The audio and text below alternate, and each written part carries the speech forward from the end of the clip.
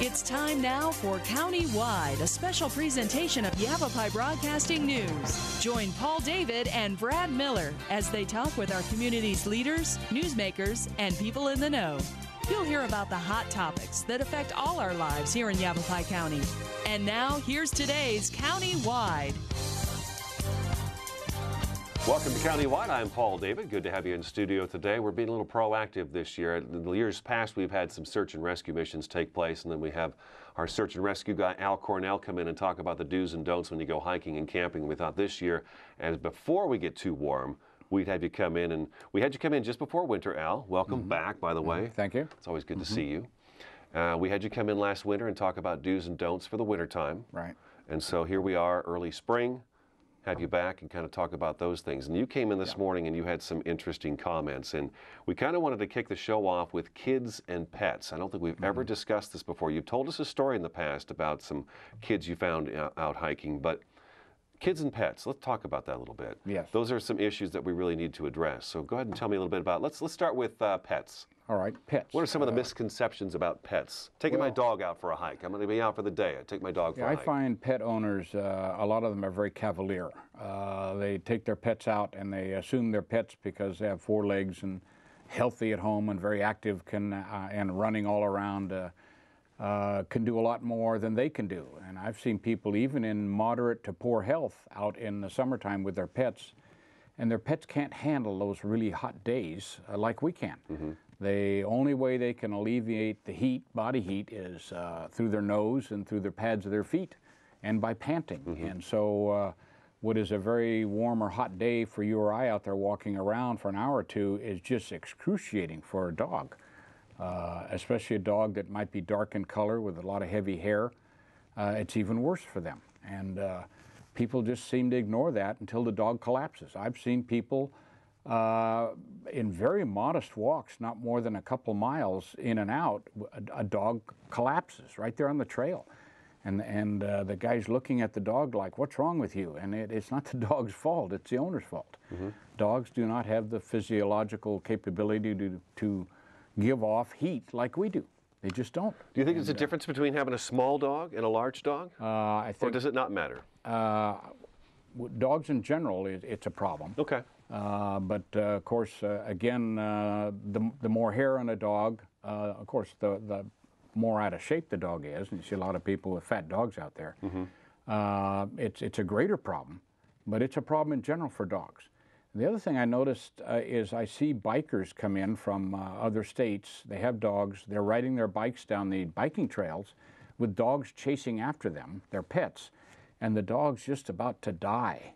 The tongue is almost down to their feet, and they're just oblivious to the pain this dog is going through. And I try to stop them every time I see that. And I remember trying to help a man over on the Baldwin Trail, and had his wife and his little kids, and they were all fine, and the dog collapsed on the trail. And he was just stunned. Well, his dog just cannot give off, give off the heat that it's taking in, the physical activity and its body structure, and it wears a coat all day long.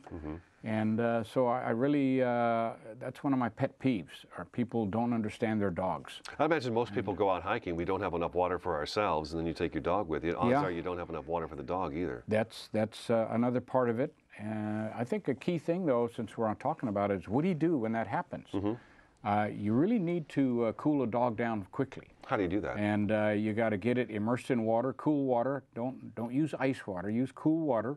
Get it immersed. Get its fur wet, and then let it lay there in the shade. Put it in a cool environment. Get it wet. If you can keep the fur moist from that point on, fan the dog. It's just like a human being going through heat exhaustion. Same thing. Get them wet. Fan them. One thing that authorities will tell you is if your dog collapses, don't throw him in the car and race to the vets. Start the process of cooling the dog down, because that dog could die between where you are and the vets. Or the other problem with, and more serious, is that if that dog goes through this process longer, you start to have brain damage and organ damage. And a dog can go through heat exhaustion and have organ damage, and you don't even know it. Here you are, you go home, and a few days later you can't understand why your dog is sick and dying. He's sustained organ damage from that event. So get that dog cooled down as fast as you can. So I suppose if there's no water to douse the dog in, it'd be best to just sit in the shade for as long as it takes until and then send someone for water. And that was one case I was involved in, is we set the dog down in the shade, and we went and got water and brought it to the dog from a creek. We were close to Oak Creek. We were able to get water and bring it over to the dog and pour water on the dog. It was a big black lab, and it just... Thank you, Al. It just it couldn't, yes. Yeah. And they go through the same thing we do. They start to walk kind of funny. They're panting, they're huffing and puffing, and they get dizzy. And then finally they tell you early on they're having a problem, because they're always looking for shade when you're walking. They'll get ahead of you 20 feet, and then they'll lie down under a tree. Then you walk past them, and they say, all right, I guess we got to get up and go again. And they follow you in the sun again. The next shade tree, they collapse under it again. They're already telling you. Gosh, I think I've been guilty of that one too. Yeah. They need help, and you need to recognize that. And one of our search and rescue people here, Michael Campbell, has a dog, and she does that all the time. And he's very attuned to that. As soon as that dog starts searching for shade, he knows that it's probably been enough time out in the woods for the dog, and make sure it's getting plenty of water, plenty of liquids, and and start protecting the dog. Kids. Let's move on to kids. Yeah, they're smaller in structure, and they're actually more active than we are generally for their body size. So they're actually more susceptible to heat exhaustion than we are. More susceptible for it occurring earlier than in us. Okay. And so we have parents and kids will go out and play together, and the parents won't stop the activity until they feel hot and tired. They've gone way past that point with the kids. I mean, they need to be watching the kids first and saying, all right, those kids really look like they're tired. Let's stop for a minute, or let's find some cool environment. Let's cool everybody down. Again, they don't, and the other thing funny about parents is, a lot of times they'll wear the right clothing, but they'll dress the kid. They'll keep adding clothing to the kid like they were still in the wintertime. If they're out there in shorts and T-shirts and they're putting water on themselves, they should, same thing for the kids. But water. Got to have plenty of water. And I told you about the case. I ran into that lady with 3 kids last year on the trail. 105 degrees, had no water, had 3 kids about age 12 to age 8. And they were beet red. They'd only walked a quarter of a mile, and she had another 2.5 miles to go, and then to come back 3 miles. And she was just oblivious to the pain her kids were in. And as soon as I turned around, you could just see the look on the kids' face, thank God, because they had no water at all. And I'm convinced all 3 of those kids would have collapsed well before they even got to the end point to turn around. Yeah, that was very disturbing to me, that mother was that cavalier, or that far out of it in terms of the stress she'd put her kids under. You run into that on a regular basis too, don't you? Yeah, it's mind-blowing to run across people. I like to go out in the day and hike, just because for me it's kind of acclimation hiking all summer long. Because in search and rescue, you have to be ready. You can't get a call and go out to search all day long at 105 degrees and not be ready for it. So I hike regularly, and I run into people constantly without water. And I ask them, where's your water? And, well, this is just a short hike today. We're not going that far. But you can see them. They're already entering in extremis, but they don't realize it. You can see they start to turn pale, and you can just tell they should have water with them, and they don't realize it. Let's take a break. Al Cornell with Search and Rescue's in studio today. Do's and don'ts of the summertime hiking and camping season. I'm Paul David. This is Countywide. We'll be back in just a couple minutes.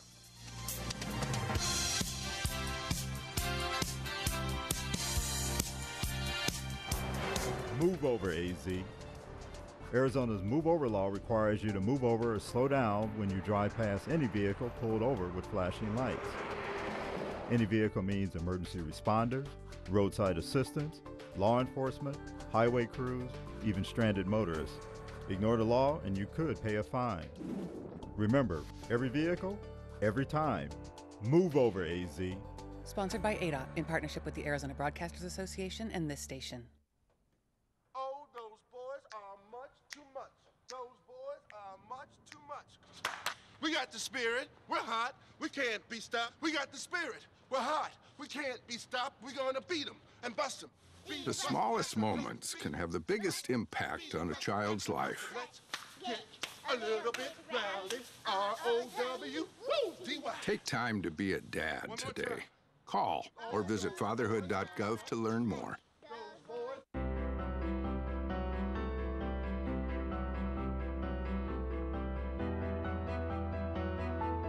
Body language can tell you all sorts of things. Like someone is having a stroke. Know the sudden signs. Learn fast. Face drooping, arm weakness, speech difficulty. Time to call 911 and get them to a hospital immediately. Learn the body language and spot a stroke fast. Here in northern Arizona and throughout Yavapai County, people count on Orkin Pest Control. With over 100 years of combined experience, nobody knows how to protect your home or your business from harmful or annoying pests like the Orkin Man. To start service, contact your Northern Arizona Orkin Pest Control. In the Verde Valley, call 567-5100 or Orkin Pest Control in the Prescott area at 77.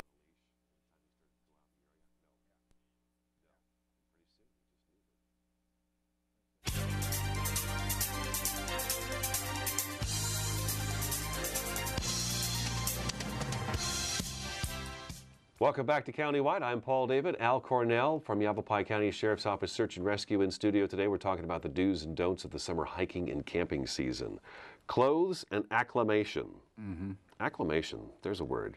Yeah, I'm really big on that, and that was, as you know, I'm a retired Army, and the Army is really big on that program. I mean, going way back to the mid-'60s in Vietnam when we would arrive over there, most units had an acclimation program. One of the units I entered on a tour was the 101st, and the acclimation program was 2 weeks. We went out every day on patrol for 2 weeks, limited every day a little bit more, until our physical activity could stand being out all day long in that humidity and heat. Acclimation problem, and in fact, we were talking about the children. The other thing about this area that's dangerous for dogs and kids is the humidity level during the monsoon. Humidity adds to the problem. Okay. But anyway, having mentioned that, acclimation is really important, I think, especially if you're going to do hiking on a regular basis. And people that hike on a regular basis tend to go out and hike, and you should really hike early in the day or late in the day and leave the midday alone. But there are people that'll overhike and get out there a little longer, but they're acclimating and they're fine. But dress and liquids right off the bat. Carry enough liquids, and then I really am a proponent of hydrating before you start. Okay. The best container for a liquid is your body, number one, and then number two are the containers in your pack.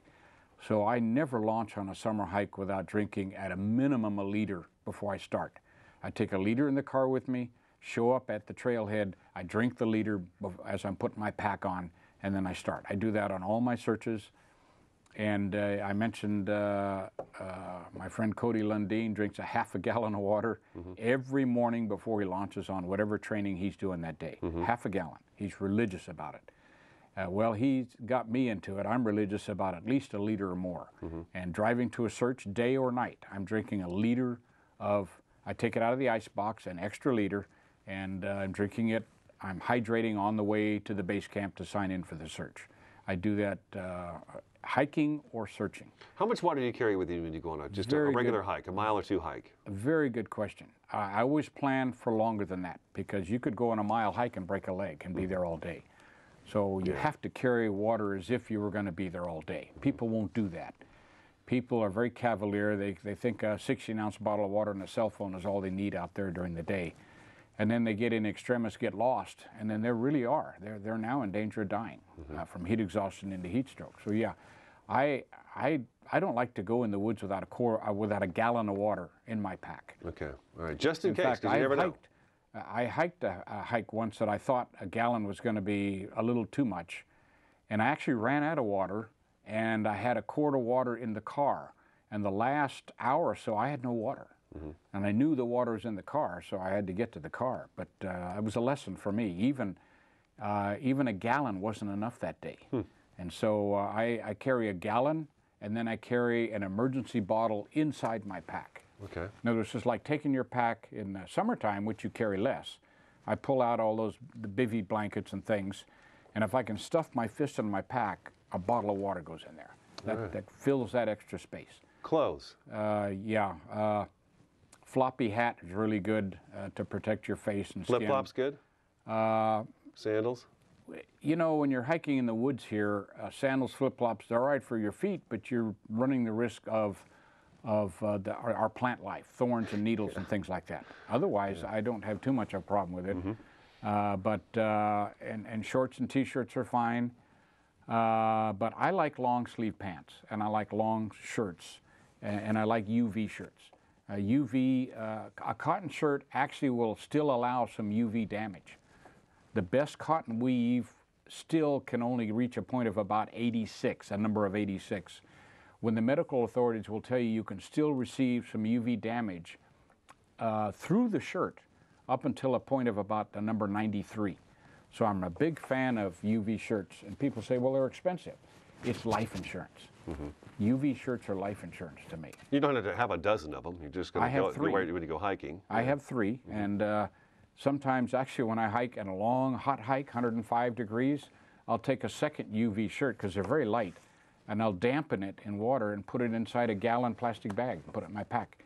And halfway out, I might, if I'm really getting hot, I'll take this shirt off and put that wet one on and keep on hiking. It's amazing what it'll do for you. Like an air conditioner. Yes, exactly what it is.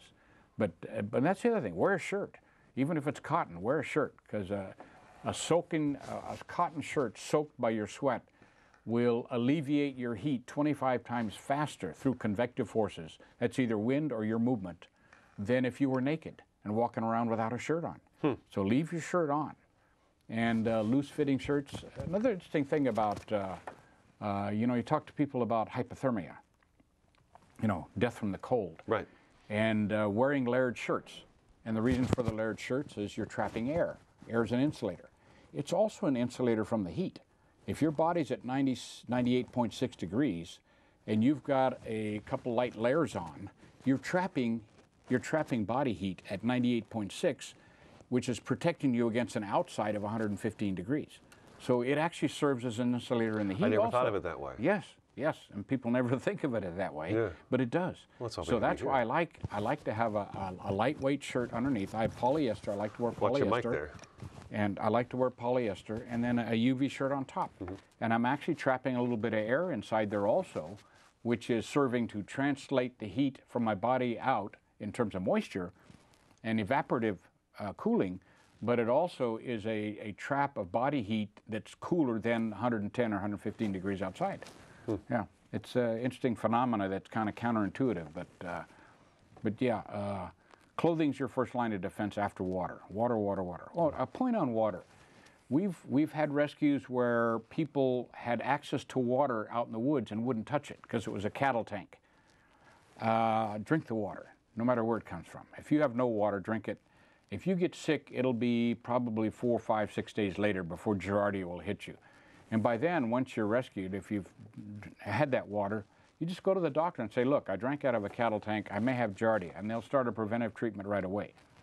So you don't come down with the effects of it. Versus not drinking the water and dying of thirst. Wow, okay. Yeah, we've had rescues where people refuse to drink the water, and they're lucky they were alive. Yeah. Okay. Search and Rescue's Al Cornell is in studio today. I'm Paul David. This is Countywide. We're going to take a quick 2-minute break, and then Al, when we come back, I want to ask you what 5 things should I make sure I take with me when I go for a hike this summer, whether it's around the block or, let's say, a mile or 2 down. Okay? So let's talk about that. We'll be back in just a couple minutes, folks. Stay tuned. Oh, okay.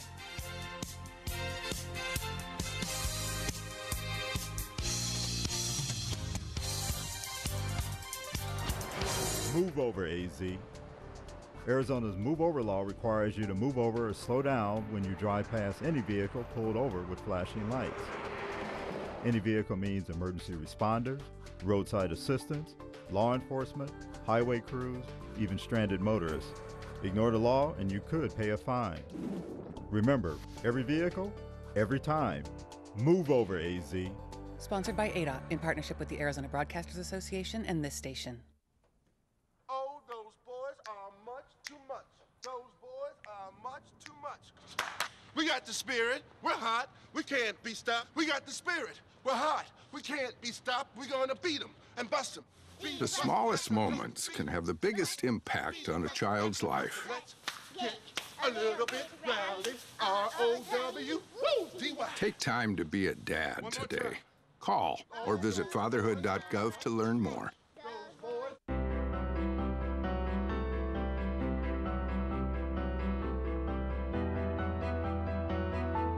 Body language can tell you all sorts of things. Like someone is having a stroke. Know the sudden signs. Learn fast. Face drooping, arm weakness, speech difficulty. Time to call 911 and get them to a hospital immediately. Learn the body language and spot a stroke fast. Here in northern Arizona and throughout Yavapai County, people count on Orkin Pest Control. With over 100 years of combined experience, nobody knows how to protect your home or your business from harmful or annoying pests like the Orkin Man. To start service, contact your Northern Arizona Orkin Pest Control. In the Verde Valley, call 567-5100 or Orkin Pest Control in the Prescott area at 775-8772.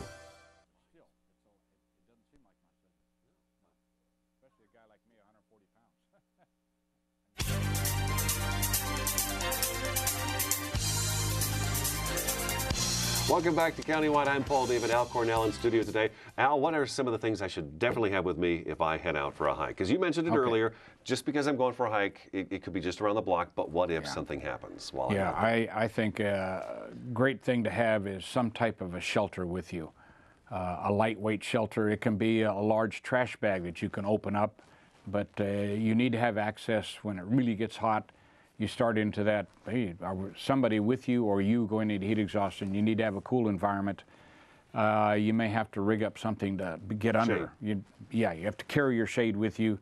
Of course, we talked about water. I like to carry an extra piece of clothing in case I get trapped out, because a hot day also can be a very cool night. So maybe a sweatshirt tied around your waist, just in case. Well, I just like to carry something really light, like a polyester shirt or something, an extra one. It's just very lightweight. Of course, you want to have some cordage to rig shelter and a knife, and you want to be able to start a fire. Fire is rescue. Fire is rescue, even in the summertime. Lighter, matches. Always carry a first aid kit, and a first aid kit with tweezers in it for all these stickery things out there. Make sure you carry your personal meds. I recommend carrying a little bottle of water purification of some type. If you want to go real light, if you want to go a little heavier, you can carry a thing called the SteriPen. You can take water out of a cattle tank and, in essence, purify it in 90 seconds. You filter it first, and we carry coffee filters with ours.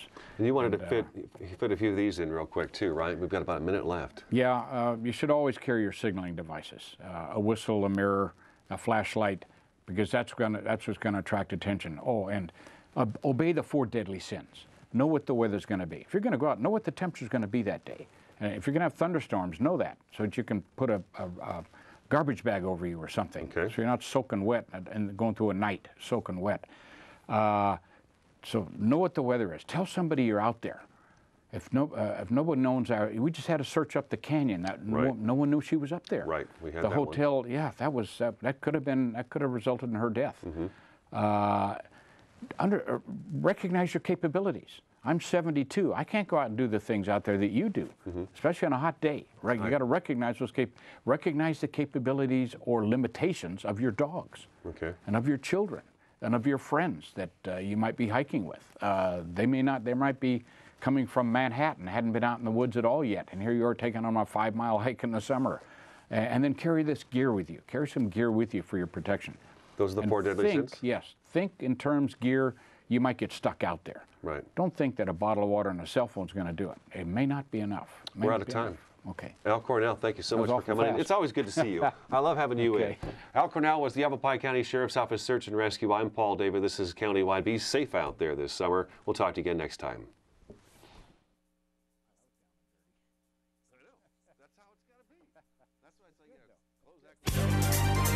This has been Countywide, a special presentation of Yavapai Broadcasting News. Listen in each Tuesday and Thursday as we tackle the hot topics and talk to the decision makers across Yavapai County. That's Countywide with Brad Miller and Paul David each Tuesday and Thursday on this Yavapai Broadcasting station.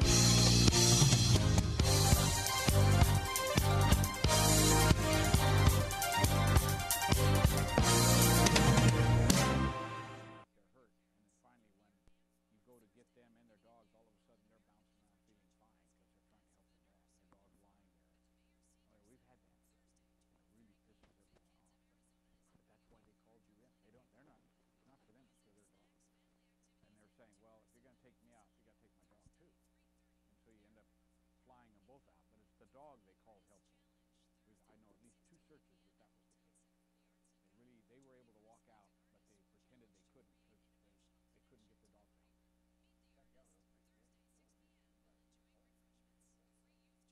Yes. Yeah. And no one knew. Well, she should have. All she had to do is go to the desk and say, you know, I'm here by myself. I'm going to go out and hike this A.B. Young Trail, just so you know. And then she didn't come in to check out. They would have called immediately. So they knew she was gone.